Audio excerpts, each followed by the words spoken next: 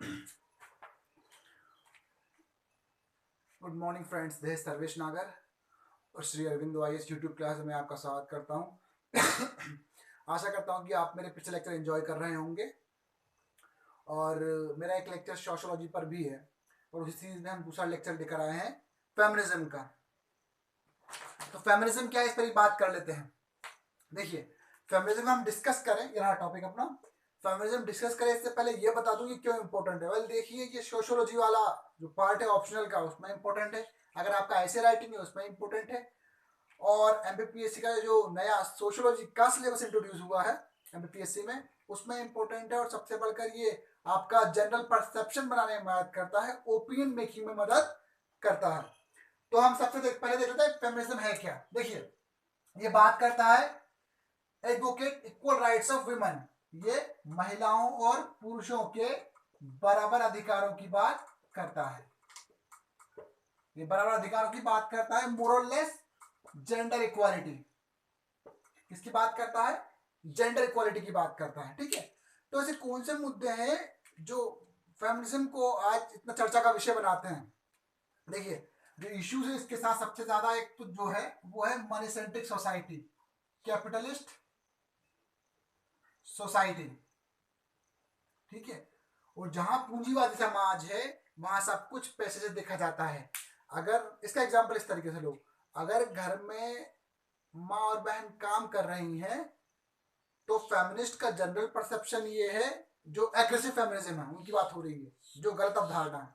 देखो कितना एक्सप्लॉइटेशन हो रहा है घर में उन लोगों का, देखो कितना अत्याचार हो रहा है उन पर, देखो उनको उनका काम का पेमेंट नहीं दिया जा रहा है, वेजेस नहीं दी जा रही हैं। तो ये उनका परसेप्शन है। ठीक है, जो कैपिटलिस्ट सोसाइटी है, जब उसमें सब कुछ पैसे के तौर पर देखा जाएगा तो ये तो फैमिली के लिए डिजास्टर्स होने ही वाला है। Someone has to stay at home to work, to run family, to grow family, to nurture family, to nourish family. Someone has to. ठीक है, हाँ, लेकिन अगर एक सही फेमिनिज्म हो, ठीक है, और सही फेमिनिस्ट हो, ठीक है, तो वो ये कहेगा कि मेल को भी पुरुष को भी इक्वल पार्टिसिपेट करना चाहिए हाउस होल्ड वर्क में और चिल्ड्रन अपब्रिंगिंग में। उसके कई सारे फायदे हैं। ठीक है, देन एक और जो मुद्दा है वो है एग्रेसिव फेमिनिज्म। एग्रेसिव फेमिनिज्म, ठीक है, और एग्रेसिव फेमिनिज्म के कारण क्या है कि वो जो सभ्यता का पूरा विकास है ये उसको ही नकार देता है। बोलता है कि इसमें ना मैन है वो सुप्रीम है, उसका ही किया है। हम सारी सभ्यता को पलट कर, सारे कल्चर को पलट कर वापस महिलाओं की सुप्रीम जो है सुप्रीमेसी स्थापित करेंगे। तो वो भी एक मुद्दा है। कहीं ना कहीं इसी के कारण फेमिनिज्म अपनी जो रियल वॉइस है, जो मुद्दा है, उससे भटक रहा है। ठीक है, तो ये भी चर्चा का विषय है। ठीक है, और एक और जो मुद्दा आता है चर्चा का वो ये कि देखिए, ह्यूमन बीइंग में जो मेल है वो बायोलॉजिकली सुप्रीम है महिलाओं से। और इसमें कोई ऐसी बात नहीं कि हम ये मान ले कि सभ्यता के शुरुआत से ही वो डोमिनेट करता आया है महिलाओं को, और इसके कारण क्या है कि आज तक उस प्रभाव से वो मुक्त नहीं हो पाया है। यही कारण है कि पहले क्या होता था कि ट्राइब की सुरक्षा मेल करता था। ठीक है, अगर किसी दूसरी ट्राइब पर हमला करना तो भी मेल करता था, और अगर एनिमल हंटिंग करनी है वो भी मेल ही करता था।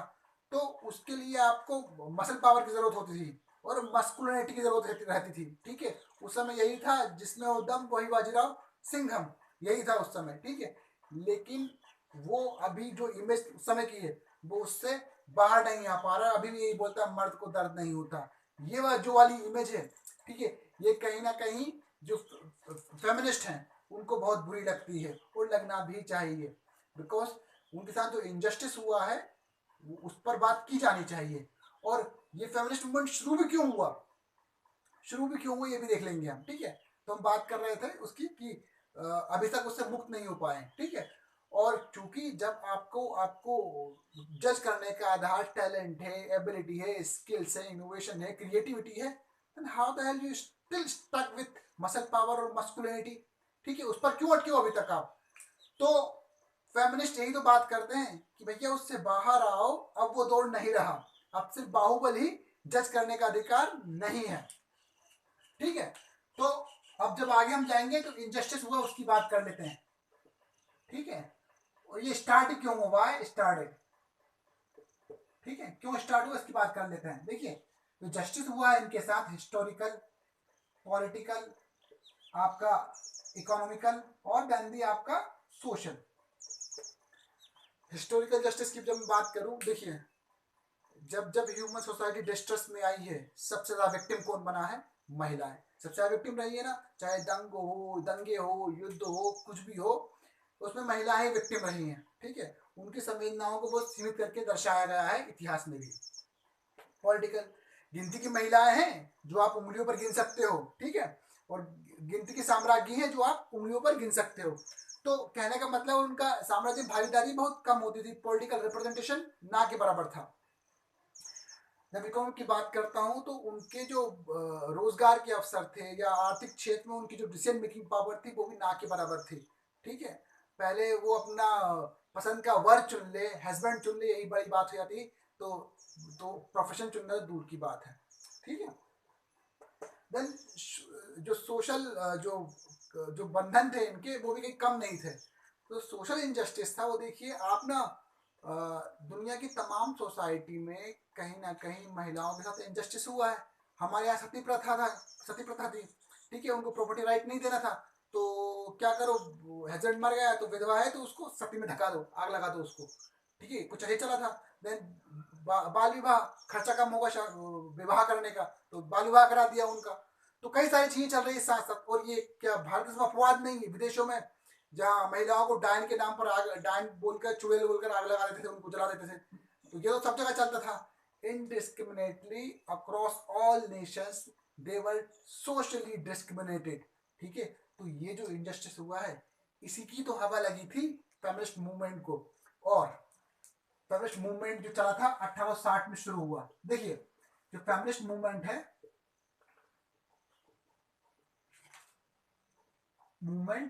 इसके 3 फेज हैं। एक है आपका 1860 से 1960, ठीक है। दूसरा है आपका 1960 से 1980, और तीसरा है 1980 से 2013। और एक और भी माना जाता है, आप एडिशन ले सकते हो उसको, 2013 से अभी तक, टिल नाउ। मोटा मोटा बात कर लेते हैं। ठीक है, देखिए ये वो दौर है जब महिलाओं को ना तो वोटिंग राइट है, ना प्रॉपर्टी राइट है, ना सोशल मोबिलिटी है। ठीक है, तो इसमें एक महिला का नाम आता है मेरी वोllस्टोनक्राफ्ट। ठीक है, मेरी वोllस्टोनक्राफ्ट ने कहा, उसका एक फेमस कोटेशन है, पढ़ के बताता हूं आपको वो क्या बोलती है। उसने कहा कि women don't want power over man, but they want power for themselves to grow up. ठीक है, महिलाएं पुरुष पर कंट्रोल नहीं करना चाहती, बट वो चाहती हैं कि वो खुद पर कंट्रोल रखें, खुद पर कंट्रोल कर लें, सिर्फ इतना चाहती हैं। ये एजेंडा था। और उन्होंने वोटिंग राइट्स की बात कही, इसमें वोटिंग राइट्स की बात कही और प्रॉपर्टी राइट्स की। ठीक है, तो जो मेरी आंटी है, मेरी वोllस्टोनक्राफ्ट, नाम सुनना, मेरी वोllस्टोनक्राफ्ट। ठीक है, उन्होंने इनकी बात कही थी। तो ये फर्स्ट फेज खत्म हुआ यहाँ पर। इसको बोलते हैं लिबरल फेमिनिज्म। क्या बोलते हैं, लिबरल फेमिनिज्म। और इसी को बोलते हैं फर्स्ट वेव ऑफ फेमिनिज्म। यही थी आपकी first wave of feminism. Then है आपका सेकेंड वेव। जो सेकेंड वेव कब आई, 1960 से 80। और इसमें भी एक और मैडम थी, मार्था आंटी, मार्था लियर, नाम क्या उनका, मार्था लियर। और इन्होंने wide range of issue discuss की, जिसमें सेक्सुअल हरासमेंट है, डोमेस्टिक वायलेंस है, पोर्नोग्राफिक मटेरियल बैनिंग है, देन आपका प्रोस्टिट्यूट को बैन करने की बात करती हैं, देन लेस्बियन के जो बच्चों को पालने के अधिकारों की बात करती हैं, हस्बैंड से बच्चों को पालने में इक्वल कोऑपरेशन चाहती है, और एन नंबर ऑफ थिंग्स। ठीक है, और इसी दौर में सेकंड फेज में ही जो आपका फेमिनिज्म की सेकंड वेव थी, उसी में ही एग्रेसिव फेमिनिज्म भी आया। और ये फेमिनिज्म पता कब शुरू हुआ था आपको, जब जो मिस अमेरिका वाला कंटेस्ट हुआ था, उसमें उन्होंने बोला कि वुमेन आर ऑब्जेक्टिफाइड, महिलाओं को उपभोग की वस्तु समझा जाता है, और वो की वस्तु समझा जाता है और उनको जज किया जाता है not on their basis of skills और talent, only just basis of their beauty. ठीक है, तो उस पर काफी क्रिटिसाइज किया गया, उसको क्या बोला, केटल परेड बोला, उनको जानवरों की परेड बोल दिया, उसको काफी क्रिटिसाइज किया, उसी से ये मूवमेंट शुरू हुआ था। ठीक है, तो बहुत सारे इश्यूज कवर किए थे, लेकिन इसमें जब एग्रेसिव सेकंड वाले में ही एग्रेसिव फेमिनिज्म घुस गया तो कहीं ना कहीं अपने पाथ से भटक गया। ऊपर थर्ड में आया था आपका 1980 से 13 के बीच में थर्ड वेव्स। और इसमें क्या कहा गया कि पहली बार इसमें इंडिविजुअल पर ध्यान दिया गया है, इंडिविजुअल पर और आपकी आइडेंटिटी पर। और एक और शब्द जो बार बार आता है, इंटरसेक्शनलिटी। ध्यान रखना कौन शब्द आता है। देखिए इसमें किन पर बात की गई, एक तो इंडिविजुअल पर, ठीक है, आइडेंटिटी पर, ठीक है, और बात ये इंटरसेक्शनलिटी।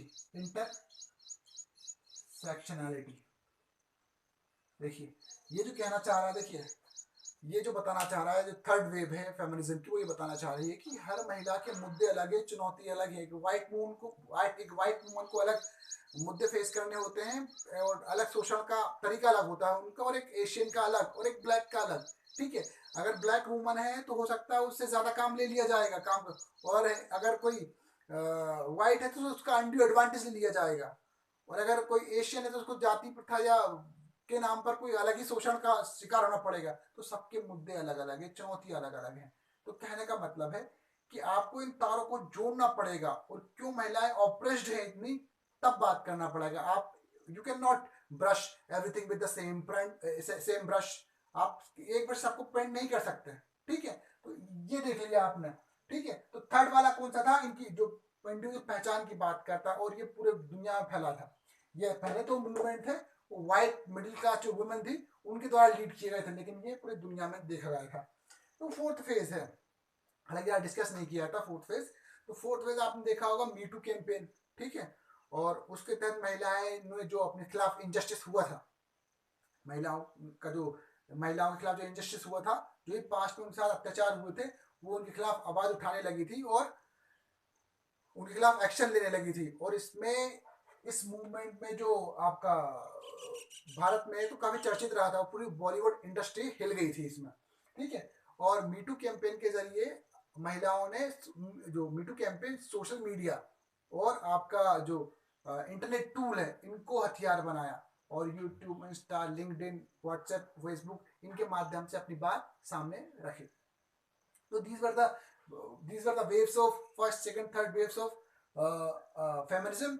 ठीक है, अब जब मैं बात करता हूं हाउ फेमिनिज्म शुड गो, देखिए एग्रेसिव फेमिनिज्म जो है वो है आपका मिसेंड्री।